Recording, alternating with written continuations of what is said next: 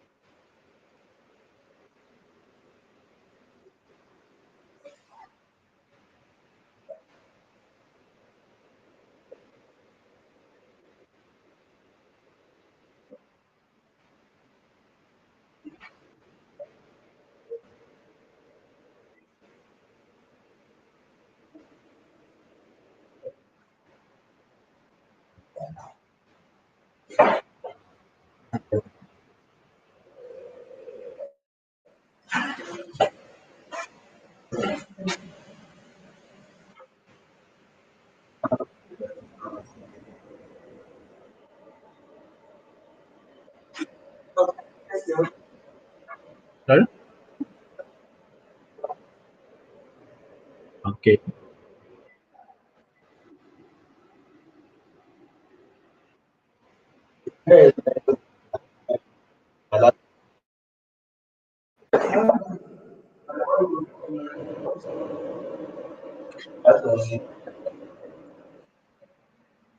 Hello. Check if you can hear me now. Oh, I think it's because I was playing the audio. I was playing.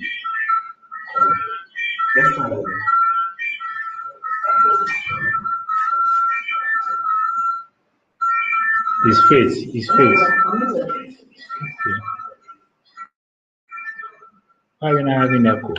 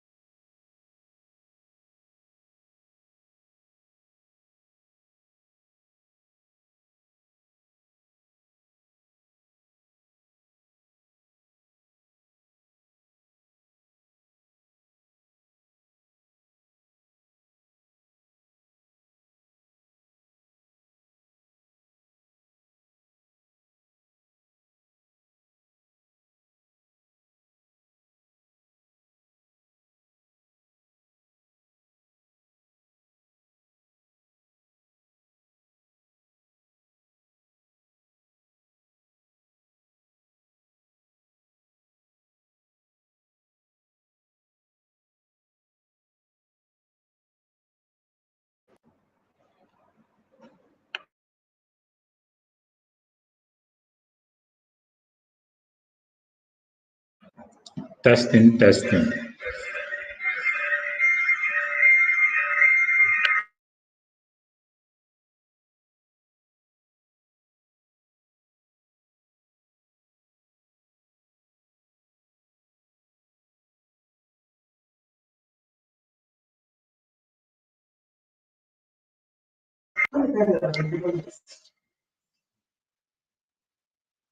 There's no echo. Okay.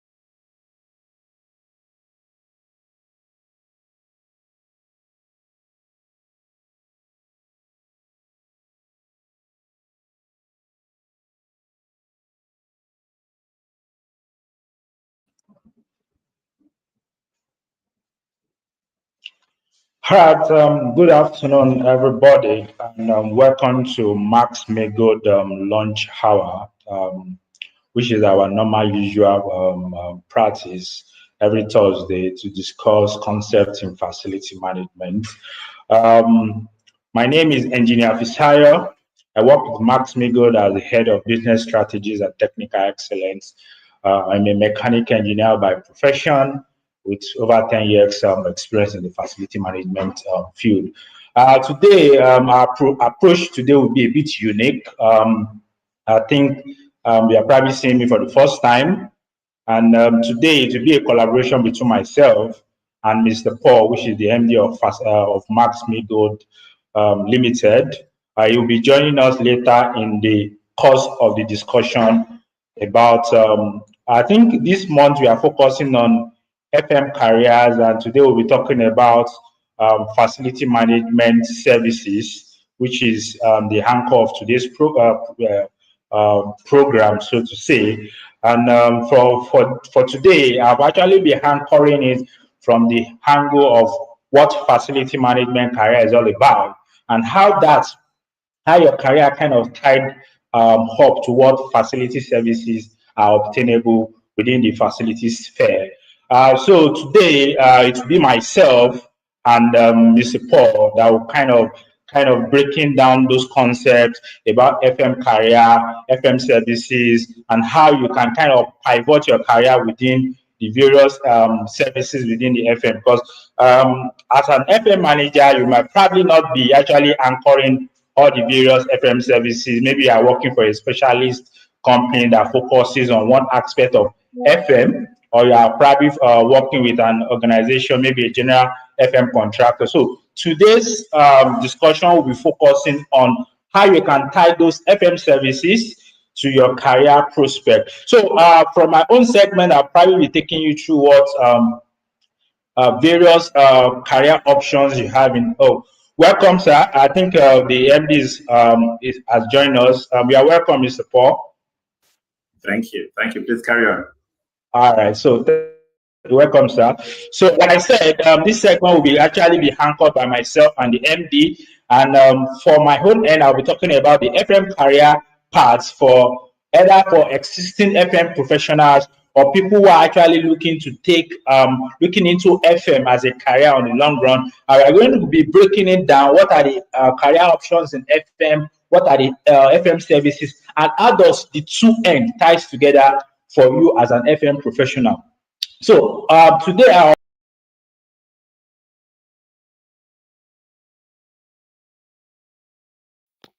just to make it possible for people who are kind of joining us for the first time to understand what we are trying to talk about in management, the whole FM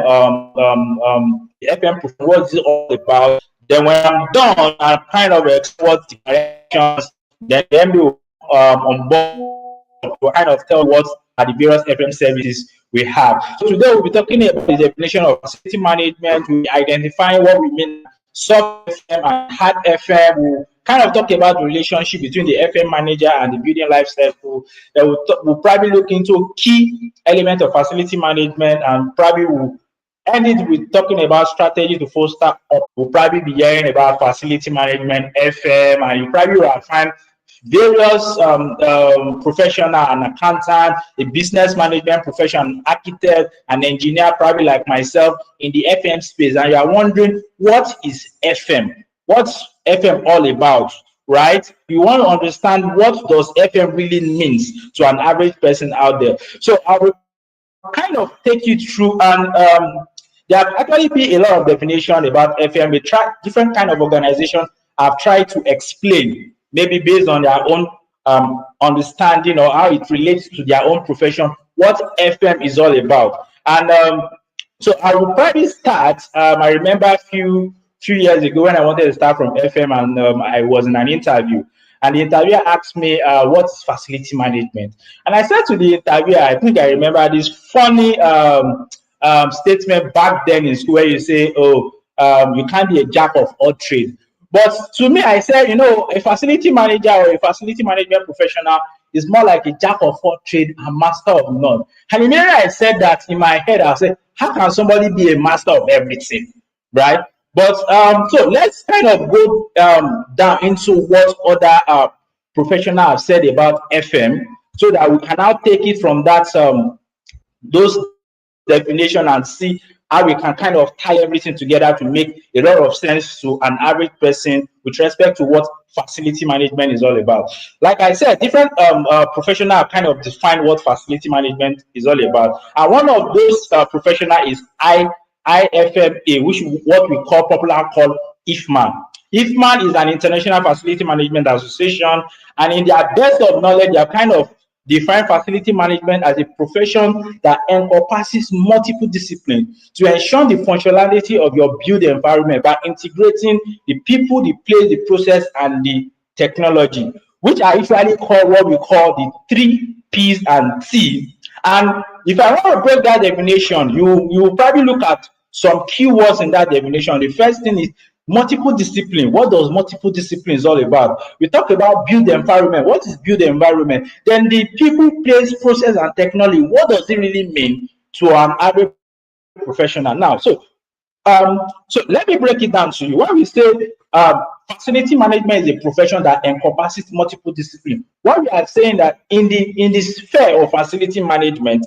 is a profession where you have to bring various disciplines within the built environment together to achieve a common goal, which means that in facility management, I can have an architect, I can have a civil engineer, I can have an electrical engineer, I can have a plumber, I can have an electrician, I can have an AC technician. They're going to bring all of them together. And that's why we're talking about integrating, right? We are bringing people together to achieve a common goal.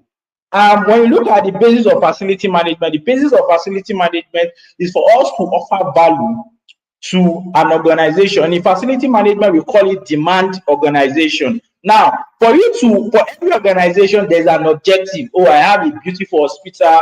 I want to ensure my hospital facility is functioning properly. Right, that's the basic what do you call it, objective of the demand organization. So if I'm a facility management professional, now I am bringing different people, different professions, a plumber, an electrician, an architect, a structural engineer. I am bringing them together to ensure that various aspects of my facility is functioning properly to tie it back to what the organization needs. Now we talked about integrating people, place, process, and technology. Now, before you can say, oh, I'm practicing facility management, one of the first elements that must be available is a place. There must be a facility, there must be a physical structure that we are trying to manage. Now, there must be people using that physical structure. Now, and there must be activities, which is the people part of the definition, there must be activities going on in that in that facility. Either people in daily activities, maybe various processes within that whatever. Those kind of activities, what we call the process. Then we talk about the technology. The technology does not really talk about just a piece of software. We are talking about the various machineries you have within that space that are working, right? They are performing several functions. So your job is to bring that place, the people who are in that work, and the various activities together to achieve a common goal. That was the definition given by IFMA. Now, if you look at what we have on your screen, you have that you see that facility management is more like an intercept of the people, the place, and we have the place, the process, and the people. Where the kind of the facility management more like the intercept of these three elements, and the icing of it all is the technology. Now, if you go back, you look at a further definition was from Scott and Lee in 1992 that was saying facility management talked about the coordinate and integrate the physical resources plus working space. That is to say, there must be an integration between your physical resources and the work. Like I said, which is, if you probably look at it and you kind of look at it and break it down, you discover that it's kind of talking about the same thing that Ifman have said earlier on, but it's kind of it's kind of paraphrasing it for you to see it in a better light. We look at other definition that says facility management offers services that support the core business. Now, if you have been in facility management for a while, you probably have heard core businesses, facility management supporting the core business. What does it really mean to a facility person? What does core business actually mean? So to explain that part, you look at it from the angle of banking. Let's assume I'm a facility manager in a bank, and they said facility management is all about supporting the core business. You ask yourself, what exactly am I supporting? The fundamental objective of a banking business is to offer banking services to their users. That's the reason why they are into business. Now, the reason why they are into business is banking, which means their core business is banking. So as a facility management professional working in a banking establishment, your business or your responsibility is to support that services, which is the core business, which is banking. Then you ask yourself, how do I support a bank? It's not like I'll be doing the bank transaction or collecting deposits from users. No, you are not a banker. So basically, you ask yourself, what services do I have within this physical facility that will help to ensure that the core banking activity is not impacted? Do I have a functioning air conditioner system within my facility that ensure that both the staff and the customers that are coming to the banking hall are comfortable, right? Do they have a power system to ensure that they power all their banking equipment and the lights, right? Do I have a functioning water system within the banking facility to ensure that both the staff and the what do you call it, the bank users have access to potable water and so many other services you can talk about? So your job as a facility manager is to ensure, and that's why we said facility management is a support service. Facility management is a support service, and the focus of facility management is to ensure that you provide services that support the core operation. Now, so after I've explained the basis of what facility management is all about, I quickly want to dive into what we call the FM career, so that I can give you a bigger understanding into what career opportunity we have into. Like I have said, facility management is all about integrating people, place, and process, and technology. Now, so what are the career opportunities in facility management, so that my MD can call up Mr. Paul to kind of build on that foundation. In facility management, you can either work, maybe depends on the organization, you can either work as a facility officer, you can work as a facility supervisor, and at the top of it, you can work at the management level, who is talking about you're either a facility manager or a senior facility manager, and you can even step it up to a facility director. At the lower end of it, even there are some organizations that have what they call facility technicians, which is talking about the lower level of facility management, talking about your technicians. But in facility management, we can have a category of technicians where they are not just a plumber or an electrician. We call them multi-skilled technicians, and they are generally known as facility technician. So which means that it doesn't really matter what level in your career you have, you always find a space in facility management, and it's always advisable. It doesn't matter wherever you are in your facility management journey, your job is to aim for the management level opportunity within the field. And that's one of the reasons why even in Max-Migold, we have a very comprehensive training curriculum that take you from zero in facility management and take you through all the various concepts in facility. And for those who have been probably following up with us for a while, you probably have learned about our facility management diploma program that contain 32 facility management concepts to explain the base fundamental in facility management, talk about the various services, talk about project management, communications. These are some of the concepts you're going to learn in this kind of program. And I'll kind of wrap it up. Like I said, in facility management, there are various career options. Like I said earlier on, you can either start from a technician level, move to an officer level. You can have opportunities to work as a supervisor, and you can work at senior management level as a facility manager or as a senior facility management. So at this point, I'm going to call on my MD, Mr. Paul, to kind of help us drive deep into the facility management career and how it ties to various facility management services. You are welcome, Mr. Paul. Thank you so much. It's exciting for me to be doing this. I was shuttling from a business trip to Bielsa, and I said I would just have to find a way. Luckily for me, I found a very receptive office of Wichtech. I'm sure we understand that we know Wichtech in the industry. They produce electrical cabling, they produce plumbing, fittings, they produce roofing stuff all over, very top grade stuff. And I'm in their office now, where I have this opportunity to reach you live in this session. So I'm grateful to the nice lady here who admitted me to take my session with you. I didn't want to miss it because I know it's very important to many of you who look forward to having this opportunity to be with me on Thursdays. I want to make sure I can adjust to fit in. Thank you so much, Josiah, for that outstanding intro. So this month we said we're going to be dealing with FM careers, and we stayed on course for the last 3 weeks and going now. I want to focus on a few general concepts today. Yesterday I had a discussion with someone who said, I have a brother who has been in facility management for 15 years. His career has not lifted off. So I think with your FM diploma, he's going to have a change in his career prospects.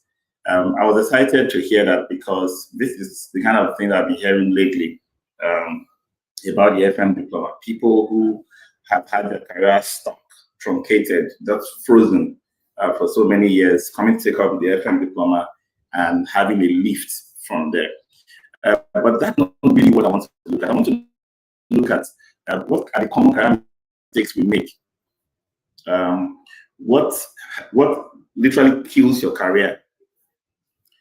And this is going to apply to all facility managers, everybody in the built environment, whether in construction, survey, whether you're in any field or any industry at all. So I'm going to speak, to you this afternoon from my heart and just share some of those experiences of things I know. You can ask yourself now if you are doing it or if you are not, so you can begin to make changes. The first thing is that many people get into the work environment without a personal development plan, a PDP. Too many people just wait until they find a job and once they get the job, thank God I've gotten a job. That is all. The only plan they have in their mind is, I need a job. And as soon as they get the job, do the job. That's all they have. That is a disaster. That is a disaster. What do you put into a personal development plan? One, the positions you want to grow into. Even if you are 20 today, one day you'll be 60 and retiring, right?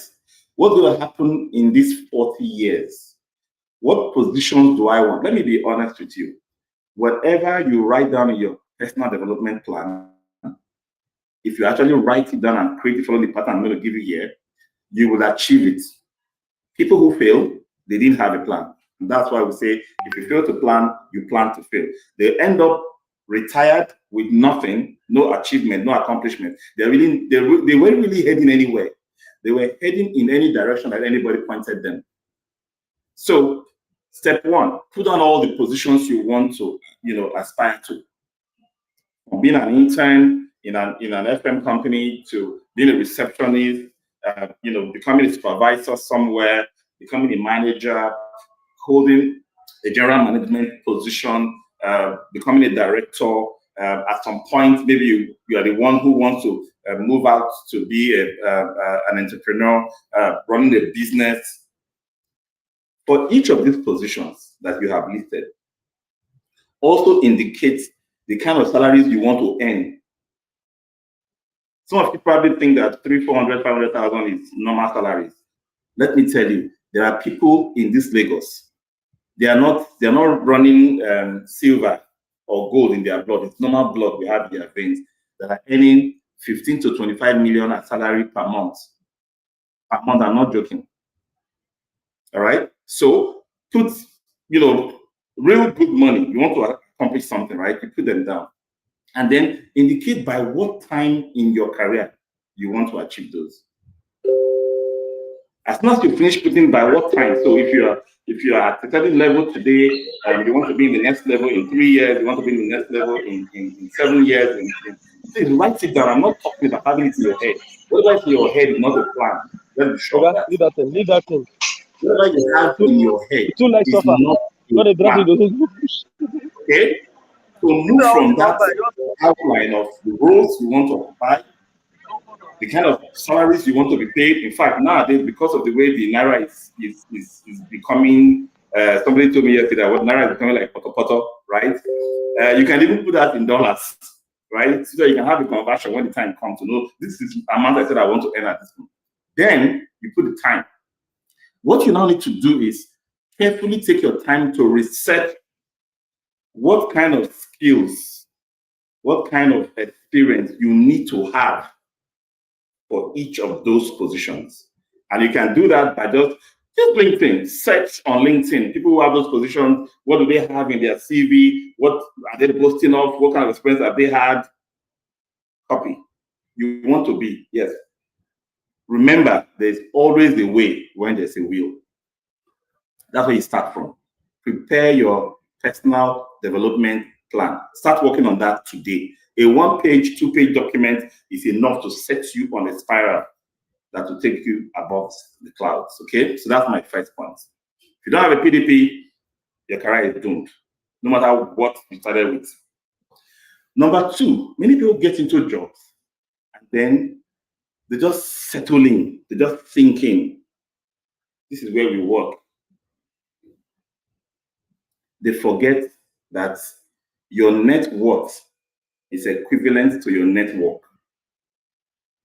You have to know people in your industry. I go to conferences and people come up to me and please, I would like to have your number. And then they start chatting me up. I want to make this show. Automatically, they have connected with me and they're not going to let me rest again. I love it because they know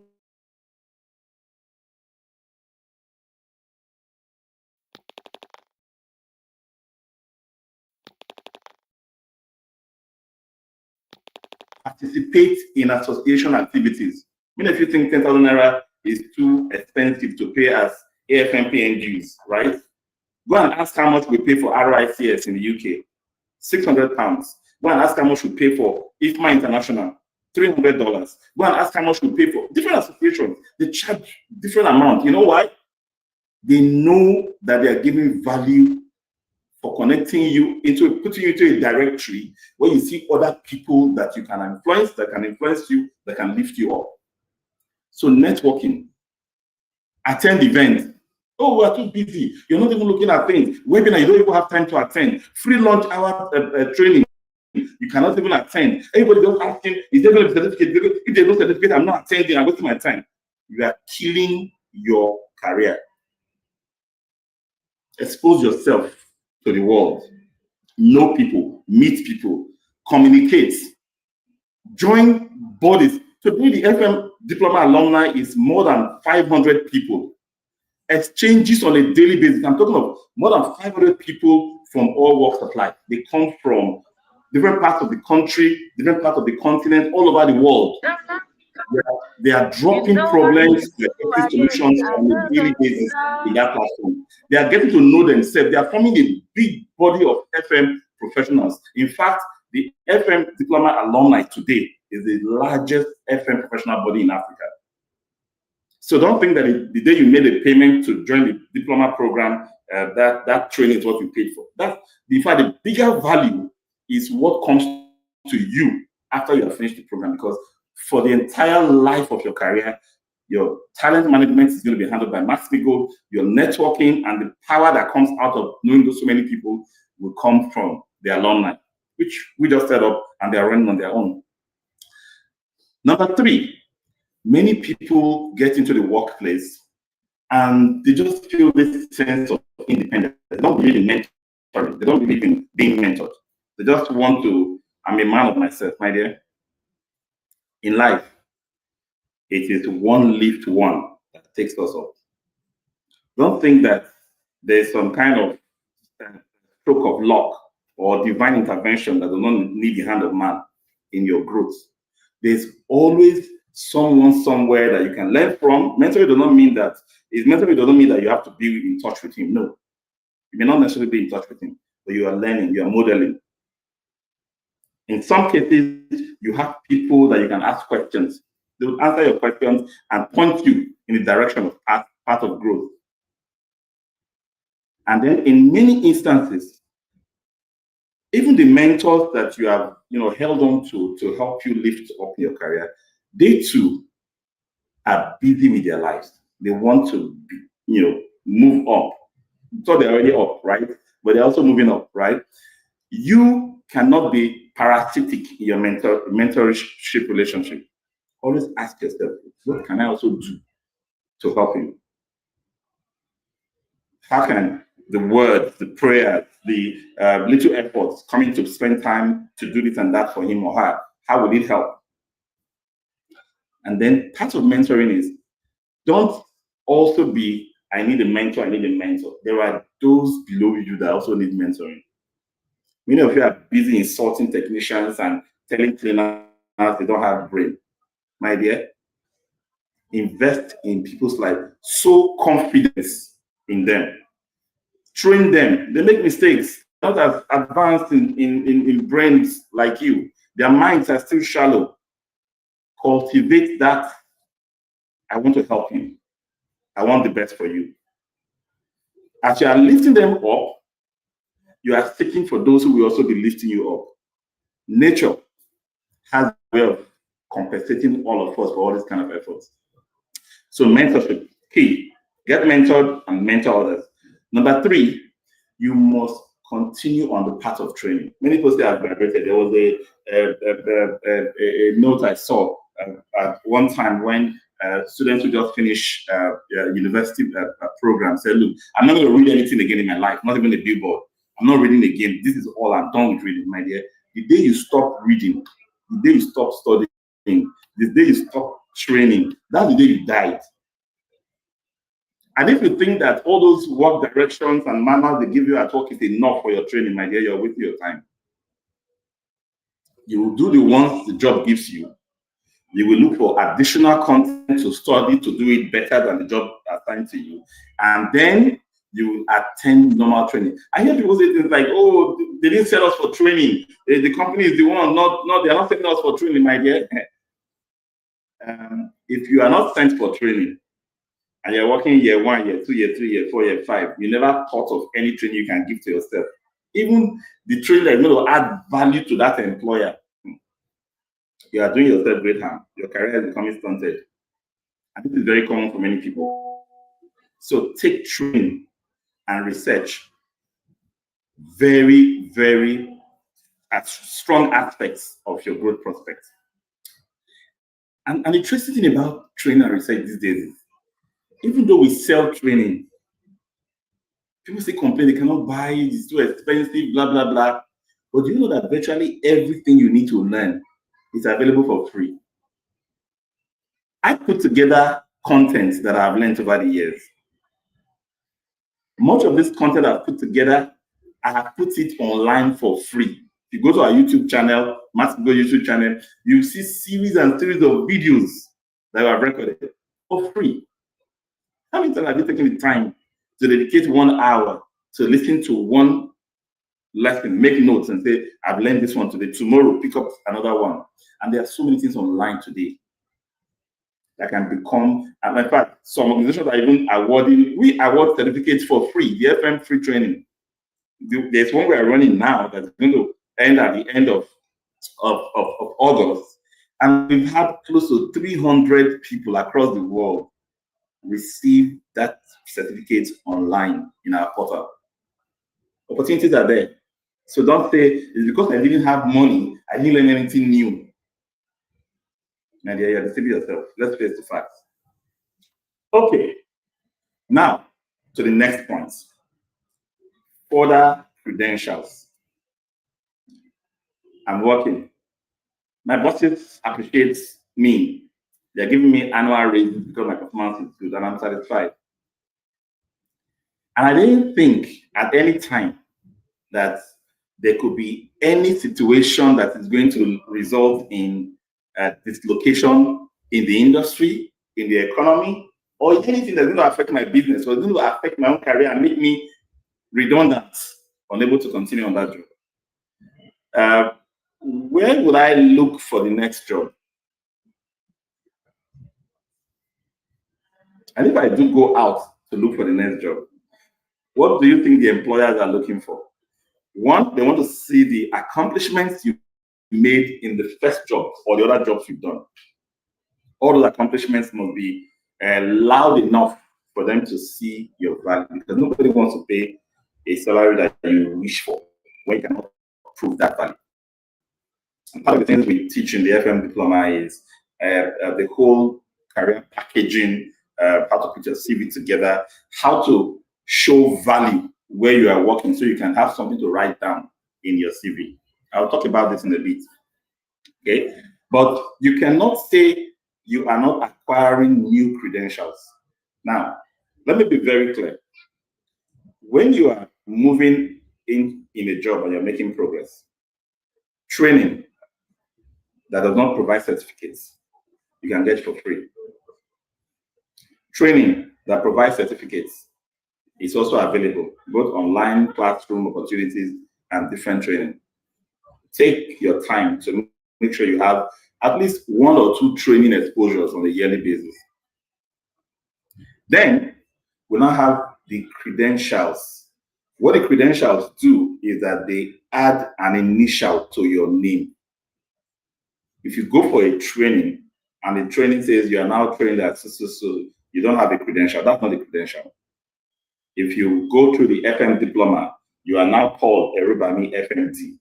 If you go through the Recruitmemt, professional PMP, you are now called Recruitmemt PMP. Those are credentials. Some of them are also certifications. Anyone that requires you to maintain on a regular basis, maybe every 3 years, show proof that you are practicing in the industry, show proof that you are attending conferences and you are networking and you are training and coaching others, show proof that you are taking additional training and so on and so forth. And then you get points, what they call CPDs, continuous professional development points for each of those training and exposure and activities you perform. You use those to prove that you are still worthy of those certifications. They're all credentials, but those that requires maintenance and that expires and are going to be reissued are called certifications. So you use maintenance points to receive those, reacquire those certifications on an ongoing basis. So as you are working in your career, make sure that within every 5-year bracket, you acquire a credential or certification. That is a step leap as you grow. I'm not talking of the training certificate that you should be having 1 or 2 every year. I'm talking of credentials, which adds a permanent designation or a certification which elevates you to another cadre in your profession. Okay, so acquire them. Now, but we have these concerns where I've had, workers talk to me about, I'd rather go and do a master's degree, I'd rather go and do a PhD, and I said, oh, okay, hold it. Even though they are not on the same pedestal, they can be compared. A certification or credential versus an additional degree. What is the difference? My explanation is very simple. A credential or a certification is a global standard. If you did it in Dubai, if you did it in Lagos, if you did it in London, if you did it in New York, it is the same experience you went through. Anybody that sees that designation or credential or certification with you knows that you are equal to the man in China, the man in India that did the same thing. So that creates a bar that is not questionable. But degrees don't have that. I'm sure you've heard about Ivy League schools, premier universities, top grade, top rated, and so on and so forth. So if you have a master's degree, if I even come down to the local setting, Nigeria, where we are, a master's degree you obtain from Covenant University or a master's degree you obtain from LAUTECH or ECOMA, for example, they are not at the same level, even locally. So the point here is the degrees by themselves have that lack of, standard or lack of benchmarking tool. So you see it easily being discounted when your CVs come through. You have your first degree in this, you had your the second degree in that, third degree in this, 2 masters, 3 masters, 1 PhD, 2 PhDs. Doesn't count for much, to be honest. So if I were you, I would pursue the path of professional certifications and credentials. And I can, add those degrees later, So people look at me and say, Dr. Paul. I am not Dr. Paul. In fact, I started on my doctorate 6 years ago, and I dumped it midway at Walden. I dumped it midway. But I acquired every credential in the FM industry. Chartered by RICS, Institute of Chartered Surveyors, chartered by IWFM, Institute of Workplace and Facility Management, certified to all the credentials and certification by IFMA, International Facility Management Association, the FMP, the SFP, the FMP is the Facility Management Professional, the SFP is Sustainability Facility Professional, and the CFM is the Certified Facility Manager. These are what's available out there. I've acquired them. But now I'm looking around and saying, what's left? And I start thinking about those degrees. I've already had my master's degree from the UK, right? But it's not what is going after my name. No, it's those designations and credentials.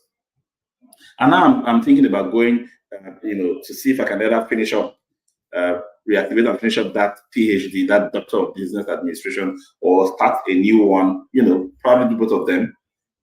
Because of course, I'm at that point where I can make those choices. But the point I'm making is, while you are growing your careers, don't allow degrees become an impediment. Stacking up those degrees often make you overqualified when you are not even qualified.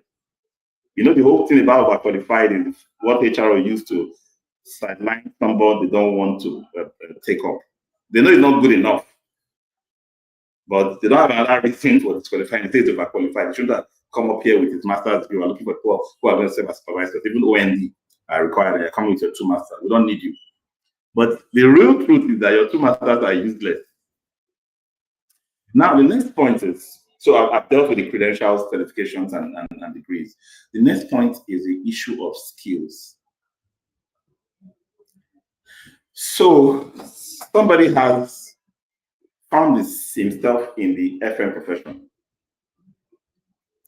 In this profession, you are solving problems for customers. You are serving, dealing with maintenance, you're dealing with operations, health and safety, you're dealing with, finances, all of those service charge issues. You're dealing with communication, interacting with people. You have leadership to exemplify and so on. You are doing quite a lot.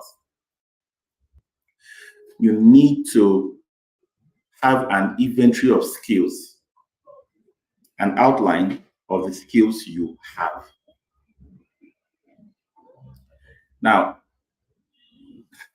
don't get me wrong. A lot of CVs I see these days have a long list of skills and competencies, but they're all cliches. Have attention to duty, details, very good communicator, and this and that. Just write those gibberish on our CVs and think that people make sense out of them. No.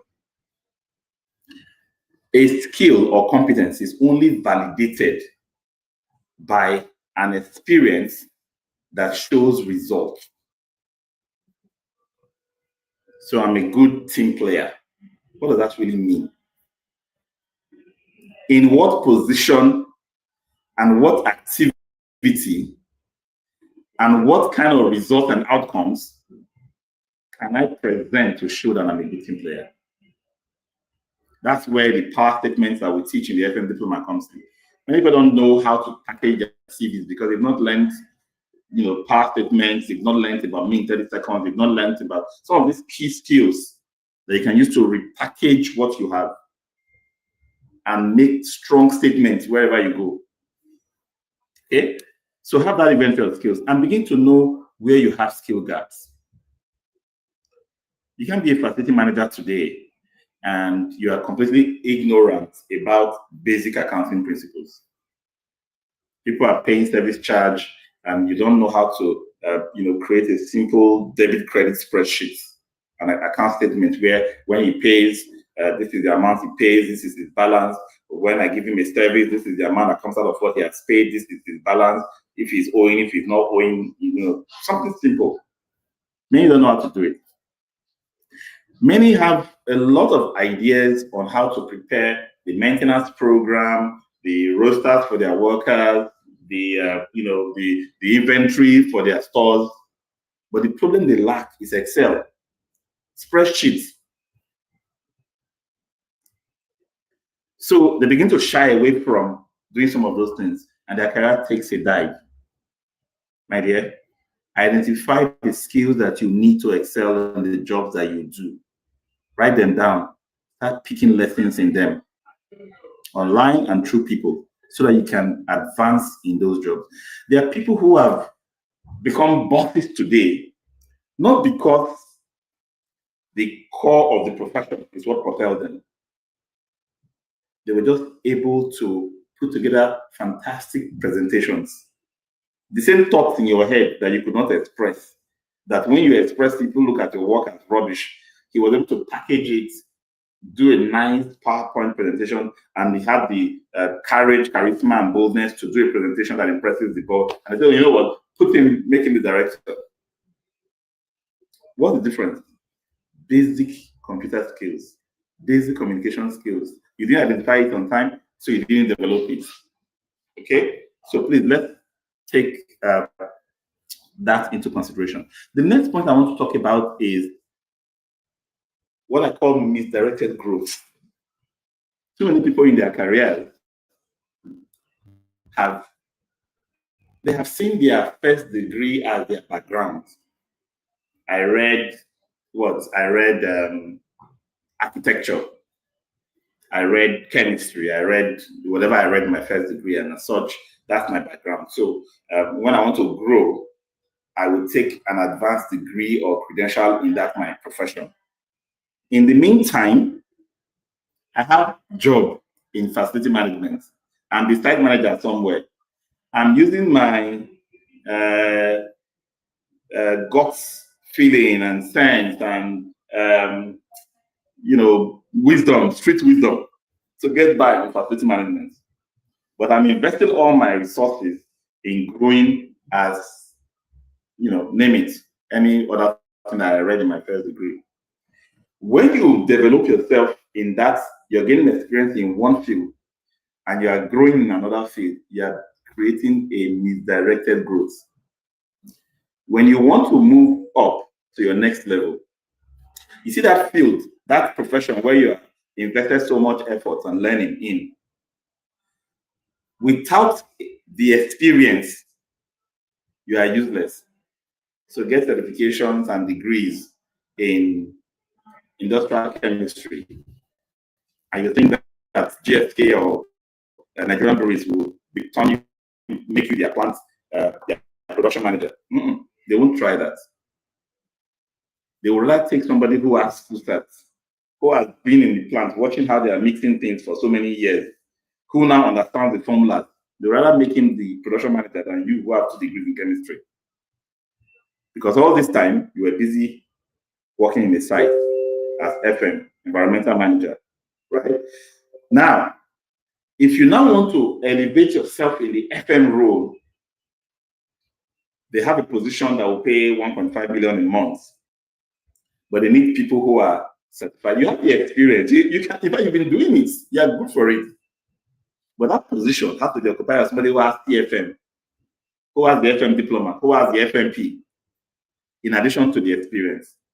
So here you are with all the experience and your qualifications in another area.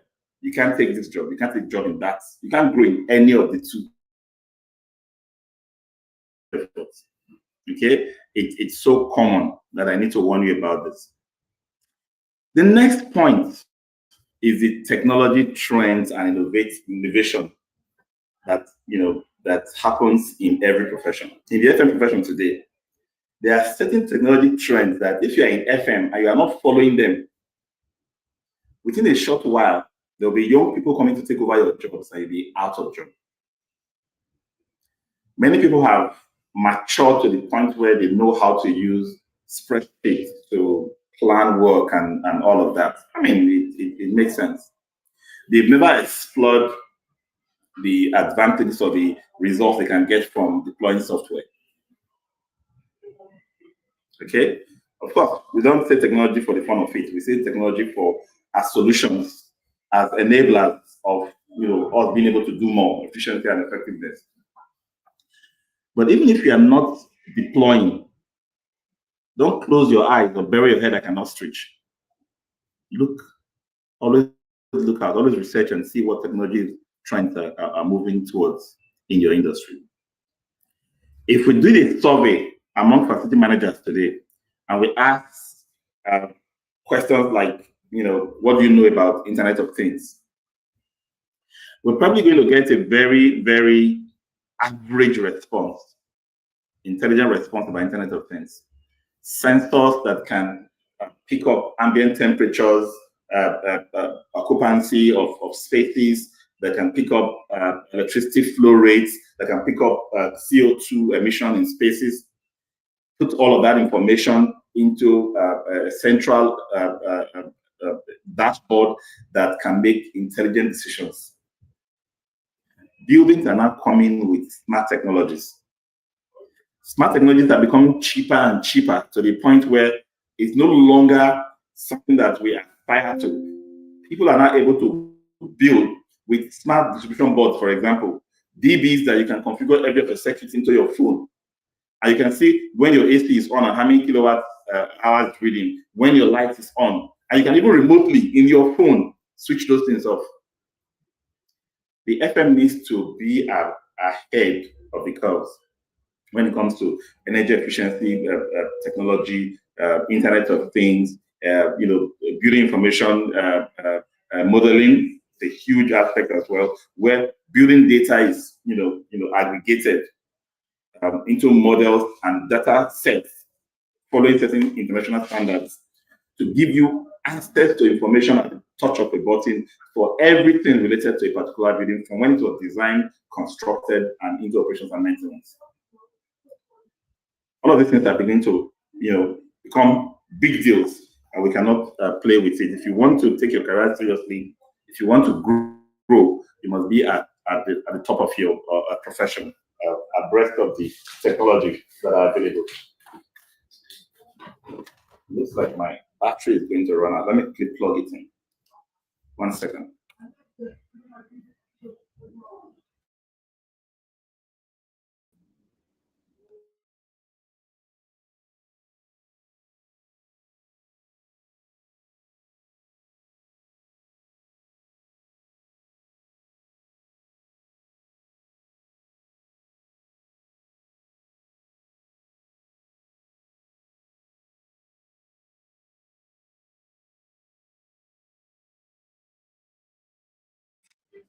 All right. So I've talked about technology. Don't allow, and if you don't stay abreast of technology around you in your profession, you will be moving backwards. You'll be seen as not suitable for certain roles. When they have a new 5-star, top range facility built, you will not be considered for it because they will see you as not exposed to those technologies. So even if you don't have opportunity to manage those facilities right now, explore. There's so much on the internet today that you can learn from. Learn about those technologies. Let's have them in your fingertips. All right. The next thing is what I call the seat tight syndrome. It's a major problem for people in jobs. People do anything in the world to keep their current position. Why is your current position so important to you? Why does your life depend on this position? It's because you don't have your sight on anything else, anything bigger. And because of this tight syndrome, there's a lot of corruption. You collude, you accept to lower your standards and morality and integrity just so you can favor and please certain people, and you're not getting better. You are depending on the favors of the people you are colluding with to rob and destroy the system to hold and maintain your position. No. If you have your sight set on big things, what you are holding is no longer important. It can go any day. Because you are working towards those big positions and big things you are working towards, you will not be afraid. How many times have you resigned? For all the times you have changed jobs, how many times have you resigned? And compared to how many times you've been asked to go? That's how you know whether you are progressive. You walk away when the system is not working, when your moral standard, when your professionalism, when your excellent spirit is no longer, you see that negativism, you walk away. Why? Because you have built in yourself enough knowledge and skills to be valuable where you are going. So let me talk about you being valuable in your job. Being valuable means that you are a contributor to the organization, net contributor. What does that mean? There are 3 ways an employee contributes to an organization. 1, contribute to the revenue bottom line, which means you help the organization to get business. Oh, we are FMMC, so we don't serve them. Okay, no problem. There's another way. You help the organization to save the revenue it has acquired. You're not the one that will help them to squander it without thinking and processing and analyzing before you spend their money. And the third one is that you help the organization to retain their customers and make those customers loyal. Because there is something about experience that they get in your space that makes them want to come back And the more they come back, the more they buy, the more the business makes money. You are contributing to the top end and the bottom end.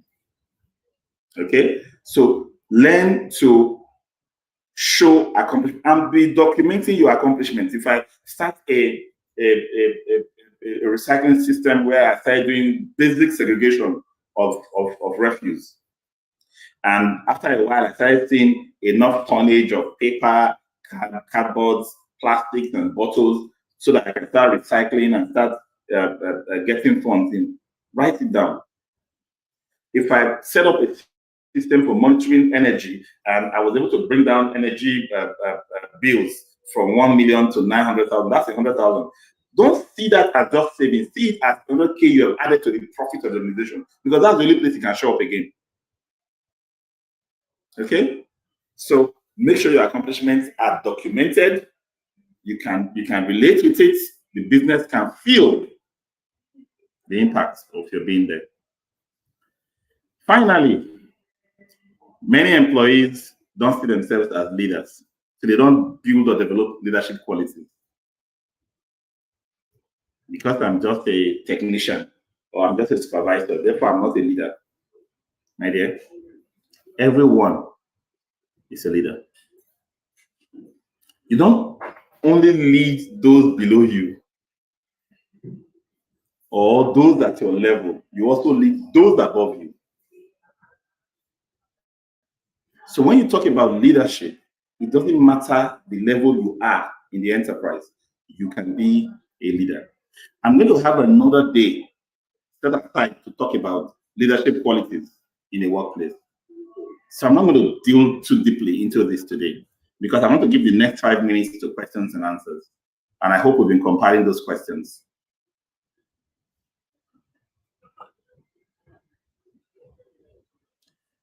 If you have questions, please put them on the Telegram app. And then to the team, if you see questions on YouTube channel, Facebook channel, LinkedIn channel, please copy and paste the question into the Telegram app so I can monitor from one platform all the questions that are coming in, okay?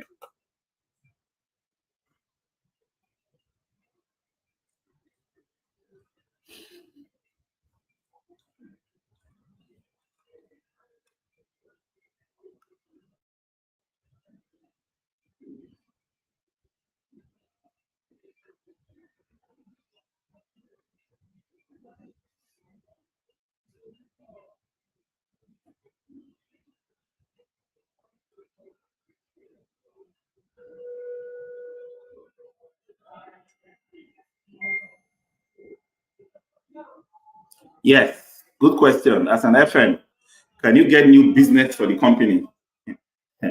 I'm actually surprised that you're asking this question. Maybe we are working in a company that did not tell you that part of your job description, because this is something that we get wrong all the time. We just take it that because I'm working in maintenance, I'm not supposed to help the company get business. The bank taught us this a few years ago when they would tell the maintenance people, the guys in all departments, IT and all, and say, look, you have targets, you have to go and get deposits. Nobody that earns salary from any organization should not be involved in helping the organization get business. Even if it's just in the way you model your life, in your interactions and talk with people, just talking about the good things your product does, talking about testimonials from customers, will you'll be blowing the trumpet when there are adverts being put out on the website and social media. You'll be the first to share it. You will share it, you copy it, you paste it, you send out information to people because you care about the organizations you work for. That's how to show value. If you now have a direct link to bring in a business, as soon as that business is struck, the deal is done, let it be known that you are the one that helped to bring that business. Okay. I was actually caught in that sphere for some while. It is very funny compared to the way the MD said it, because I'm making money as FM and I'm investing it into getting a different certification. Okay, conversions coming out, right? Okay, please don't invest in a different certification. Face the one you are in. Let your experience and your qualifications, align. You excel. Okay. Next question. What is the relationship between a facility manager and an admin manager? To be honest, it's just nomenclature. Everybody in the non-core of a business who are providing support services are in facility management. So if you call me an admin manager, a corporate service manager, an internal service manager, just name it. We're all facility managers, okay? So there's really no difference. But if you look at the way professions have advanced over the years, the admin departments have, grown more in stature within the organization. So that by the time you now have an FM department being raised over time, it comes out of that admin department. So you end up having an FM reporting to admin manager. And in many organizations, you have the FM who is just doing the hard services. And then you have a clinic supervisor who is managing the soft services.